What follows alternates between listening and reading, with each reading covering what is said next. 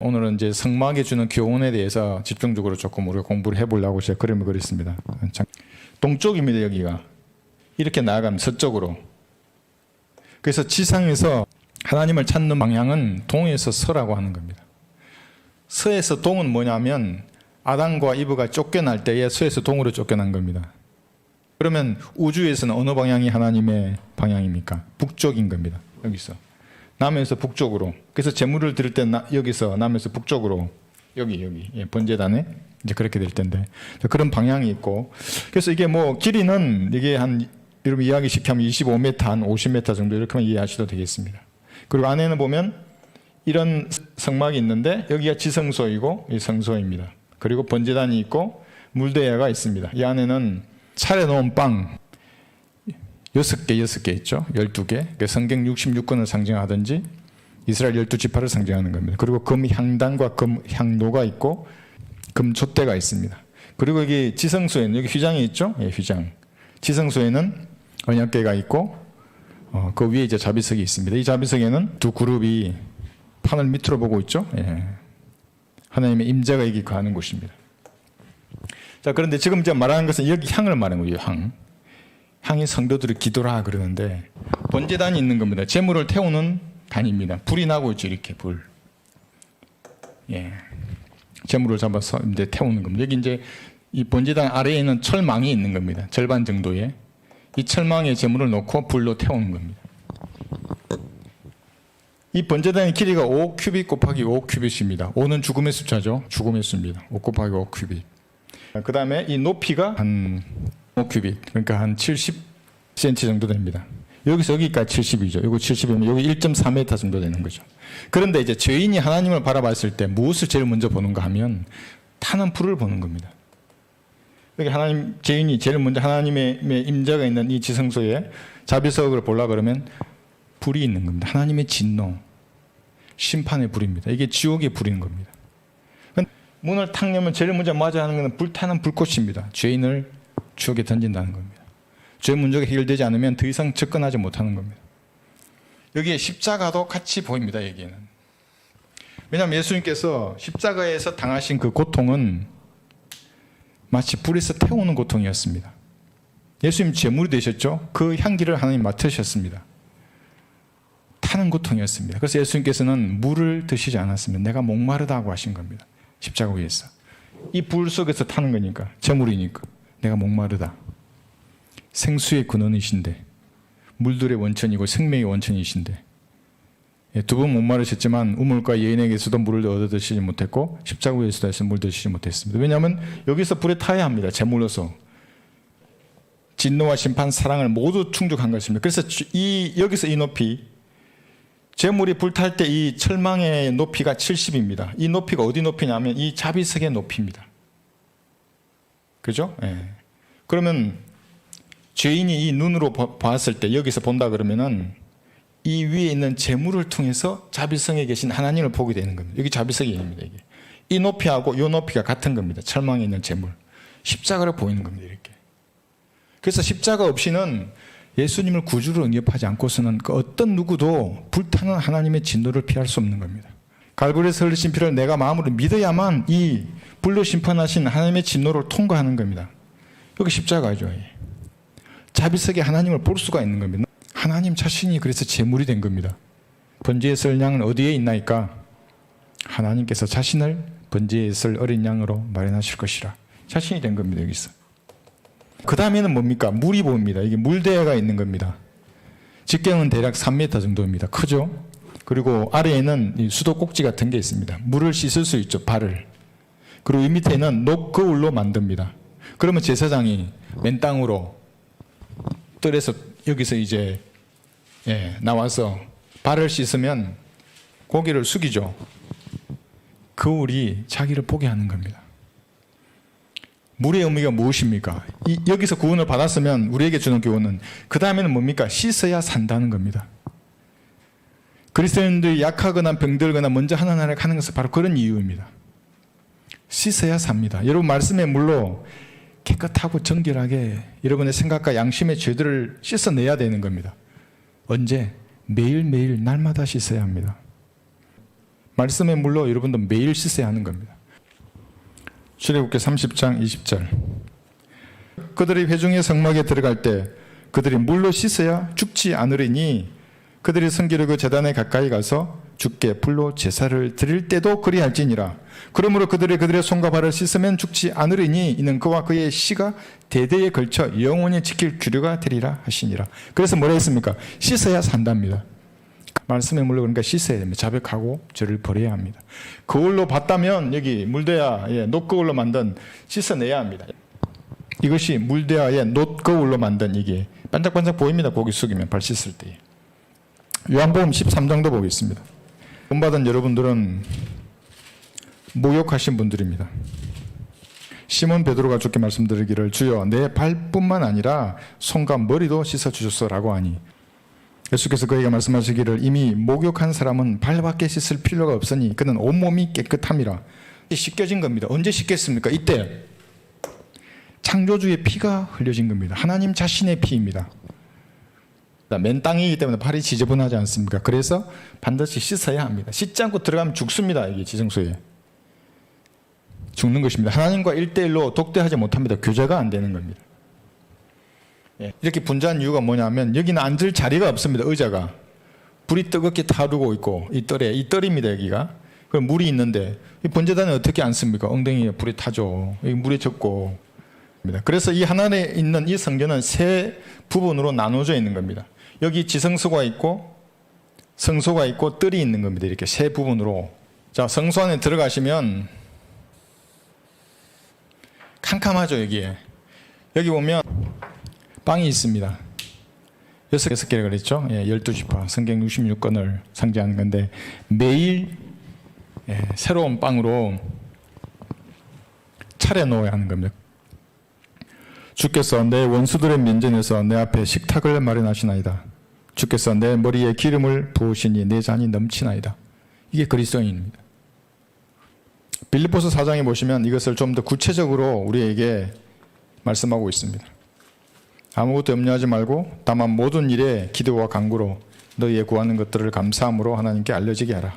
그리하면 모든 지각을 초월하시는 하나님의 평강이 그리스도 예수 안에서 너희의 마음과 생각을 지키시리라. 이렇게 말씀하시고 19절에서는 그러나 하나님께서 그리스도 예수를 통하여 영광 가운데서 그의 풍요함을 따라 너희의 모든 필요를 채워주실 것이라. 분명히 마귀들이 여러분에게 말할 겁니다. 이 세상 염려와 근심 가운데 첫 번째가 먹는 겁니다. 성경에 처음에도 먹는 것이 나오는 겁니다. 마지막에도 먹는 것이 나오고 이 땅을 살아가는 그리스도인들에게도 먹는 것으로 하나님을 시험하게 하는 겁니다. 하나님 나를 먹일 수 있겠는가? 먹여주십니다. 채워주십니다. 하나님께서. 잔이 넘치게 하시는 겁니다. 마귀도 자기 자식을 돌보는데 하나님은 어떻게 얼마나 더 세밀하게 돌보시겠습니까? 성경에 나오는 우주의 창조주만이 이 땅에 들어오셔서 친히 살아있는 참된 음료, 피와 참된 빵이 되신 겁니다. 믿으면 영원한 생명을 주시는 겁니다. 그런 자신의 자녀들을 얼마나 잘 돌보겠습니까? 그래서 예수님께서 말씀하시지 않습니까? 누가 빵을 달라는데 뱀을 주겠느냐. 그런 믿음 가운데 그리스도인을 거해야 하는 겁니다. 그래서 이게 빵이 있고 말씀이라고도 합니다. 이 빵이. 이 지금 캄캄한 이 성소 안에서 이 말씀을 비추는 유일한 게 뭐냐면 여기 금촛대입니다. 금촛대. 그러면 기록된 말씀을 깨닫게 하는 유일한 것이 무엇입니까? 성령 하나님이십니다. 그래서 성령께서 자신이 쓴 책을 지각을 열어서 조명해 주시는 겁니다. 그러면 기록된 이 말씀의 뜻이 이 뜻이군 하고 이해하고 깨닫게 되는 겁니다. 성령께서 그렇게 하십니다. 이 금촛대의 그 비유가 그것입니다. 유일한 빛입니다. 여기서 성소에서는 비추는 겁니다. 이 말씀의 빵을 여기 들어가지 않습니까? 어두운 겁니다. 처음에는 그 눈도 적응시가 필요한 겁니다. 캄캄한 곳에 탁 들어가면 안 보입니다. 잘. 막 구원받았을 때 아직까지 영적인 체질이 갖춰지지 않은 겁니다. 그러면 잘 보이지 않습니다. 하나님의 역사도 잘 모르겠고 마귀의 공격도 잘 모르겠고 익숙한 육신대로 뭔가를 처리하게 돼버리면 이제 영적인 이게 다운됩니다. 근데 그 조금 참으면 됩니다. 이 적응시 조금 있으면 이제 보이는 겁니다. 그것이 이것이 금촛대가 우리에게 비유해 주는 겁니다. 어떻게 했을 때 그러면 성령께서는 조명해 주시는가? 한글 김yen 성경의 가치를 알고 하나님의 말씀을 믿고 공부할 때에 조명해 주시는 겁니다. 그런데 어떻게 내가 진리의 말씀을 올바로 나누는 겁니다. 이렇게 교회 시대, 대환란, 천인왕국, 영원 시대, 그럴 때에 성령께서 조명해 주시는 겁니다. 빛이 환해집니다. 이 촛대에서. 그러면 성소에서 있는 금촛대가 우리에게 주는 교훈입니다. 그 다음에 여기 보면 금향단이 있는 겁니다. 그러니까 말씀이 있고, 그죠? 성령께서 조명해 주시죠. 그 다음에 이 향은 기도입니다.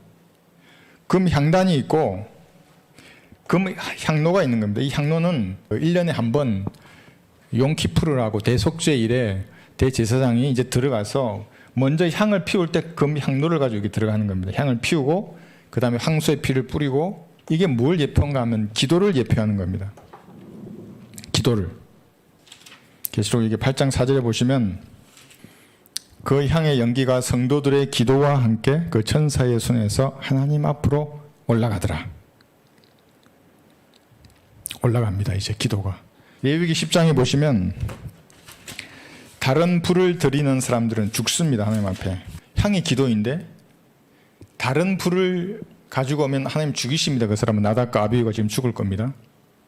기도를 드리는데 이 향기로 올라가는 겁니다. 하나님의 뜻대로 구하면 그가 들으심이라. 이 향을 피울 때의 불은 여기에서는 불로 향을 지펴야 되는 겁니다. 하나님의 뜻대로 구해야 합니다. 어떻게 하나님의 뜻을 아는 겁니까? 그래서 그리스도인들이 헌신하라고 하는 겁니다.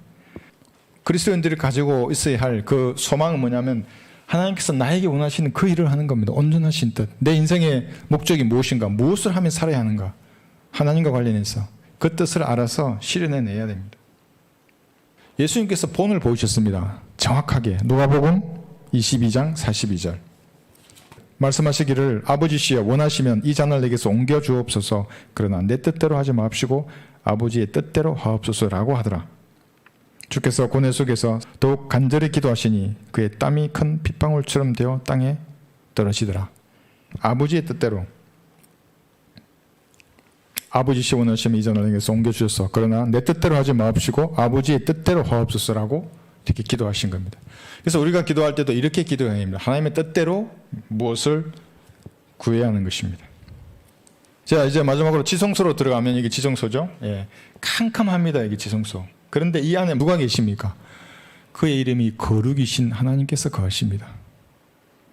불길한 입을 가진 자가 하나님을 뵈면 죽는 겁니다.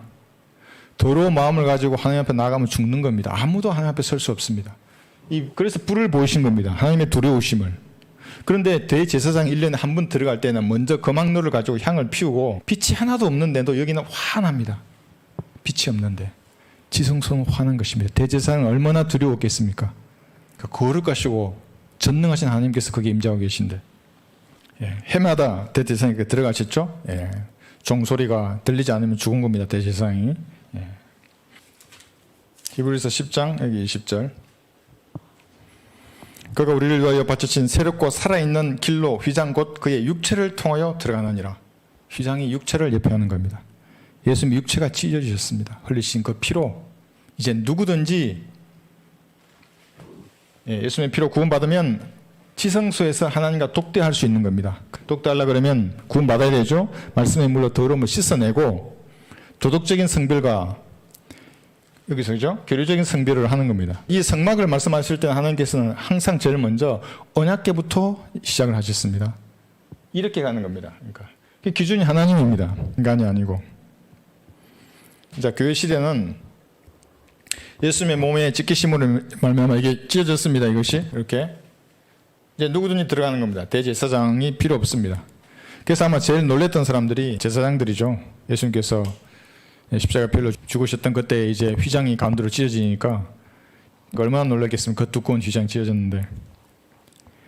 히브리서 9장 14절에 보시면 하물며 영원하신 성령을 통하여 흠없는 자신을 하나님께 드린 그리스도의 피가 어찌 죽은 행실에서 너희 양심을 정결케 하여 살아계신 하나님을 섬기게 하지 못하겠느냐. 10장 여기 보시면 1절부터 율법에는 다가올 선한 것들의 그림자는 있으나 그것들의 형상 자체는 없으므로 그들이 해마다 계속해서 바치는 희생제물로는 그것으로 나오는 자들을 결코 온전케 할 수 없느니라. 그랬더라면 그들의 제물 드리는 일을 그치지 아니하였겠느냐. 이는 경배 드리는 자들이 단번에 정결케 되면 죄들에 대한 의식이 더 이상 없을 것이기 때문이라. 그러나 이 희생제물로 인하여 해마다 죄들을 다시 기억나게 하였나니 이는 황사들과 염소들의 피로는 죄들을 지적하는 것이 불가능하기 때문이라. 12절 이분은 한 번의 속죄들을 영원히 들으신 후 하나님의 오른편에 앉으셔서 그랬죠. 이제 이것들을 용서하신 곳에는 더 이상 속죄제가 없느니라. 네. 누구든지 예수님을 구주로 영접하면 이렇게 해서 지성소에서 하나님과 독대에서 만날 수가 있는 것입니다. 이것이 성모에 관한 교훈입니다.